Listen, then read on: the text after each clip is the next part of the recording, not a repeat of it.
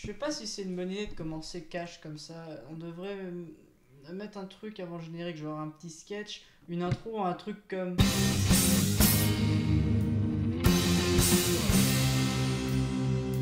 Ouais, c'est pas mal, c'est...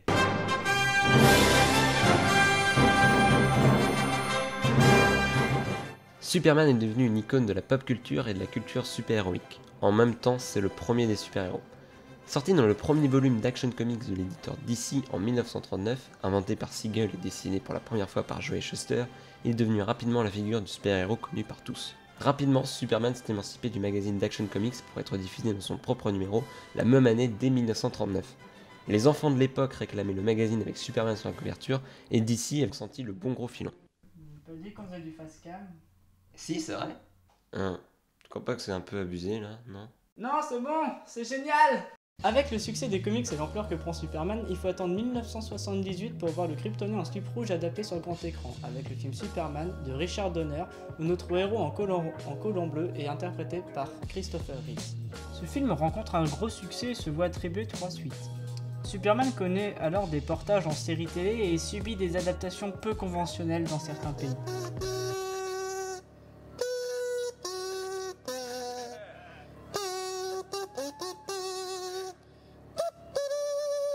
Pour les séries qui ont connu un plus grand succès, on a Smallville entre 2001 et 2011, soit 10 saisons, le dessin animé de 96 à 2000, ainsi qu'une autre série animée de 1942 à 1943. Et en 2006, Superman Returns. Attends, on parle pas de Superman Live? Superman Lives. Superman Lives. Live. Superman Lives. Superman Lives. Superman Lives était un projet devant faire suite aux 4 films précédents. La Warner demanda à Jonathan Lampkin d'écrire une nouvelle aventure de la hyène à la cape. Malheureusement, ils trouvèrent ce scénario trop similaire à Batman Forever et demandèrent à Grégory Poirier, puis à Kevin Smith d'écrire le scénario. Allez, on va. Non! C'est donc Kevin Smith qui donna le nom de Superman Lives au projet, anciennement nommé Superman Reborn. La Warner souhaitait avoir Robert Rodriguez à la réalisation qui est malheureusement parti réaliser The Faculty. La réalisation alla donc à Tim Burton. C'est Nicolas Cage qui était censé jouer le rôle de Superman, mais les essais de costumes n'étaient pas très concluants. Donc le Martien à la phobie des cailloux revient en 2006 avec Superman Returns réalisé par Bryan Singer.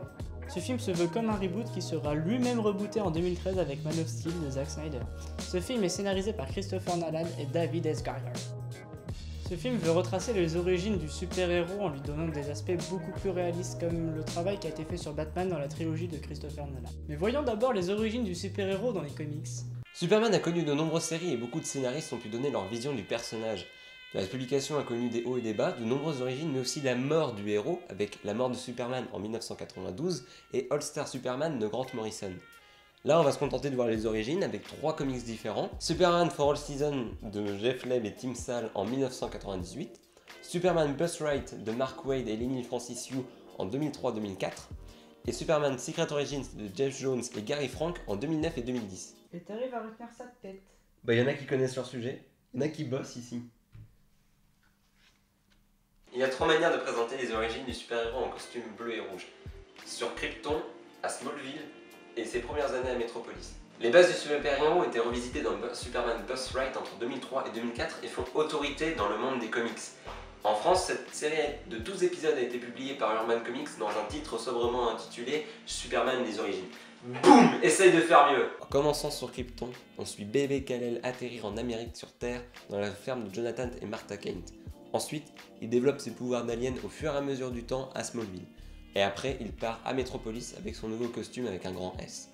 Et ça, on le voit dans Superman for All Season, qui présente ses premières années en tant que super-héros. Divisé en 4 chapitres pour les 4 saisons d'une année, le narrateur est toujours différent. On commence avec Papa Kent, puis Lois Lane, Lex Luthor et enfin Lana Lang, sa copine de Smallville.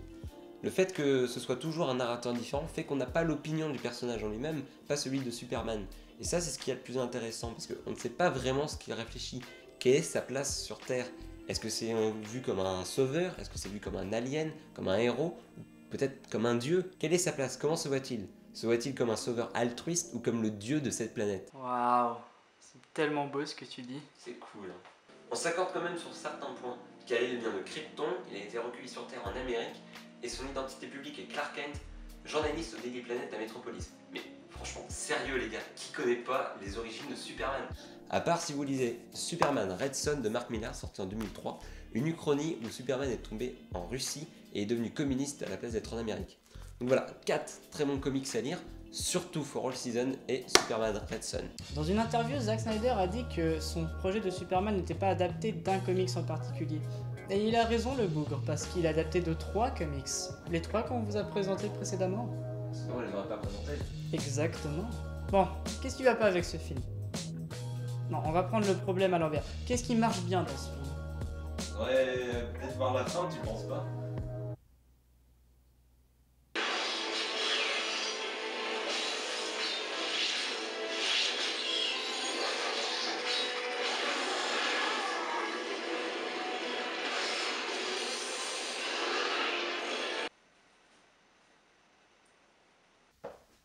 Alors?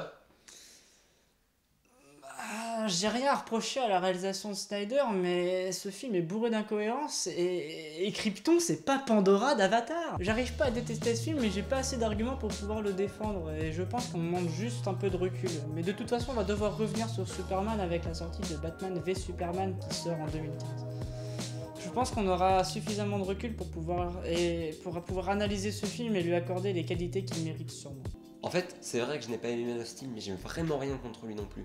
Juste qu'un film de super-héros devrait redoubler d'ingéniosité et de qualité dans son scénario. On a déjà de très bons comics à lire pour connaître les origines du personnage, et donc un film devrait être très intéressant et ne pas s'enquiquiner et justement devoir retracer ses origines et donner une vraie vision du personnage. On a réussi à finir une chronique sans dire d'insultes. En même temps, Man of Steel, c'est pas le film le plus nul de cette terre, hein. Comparé à Superman Returns, qui est une effroyable merde.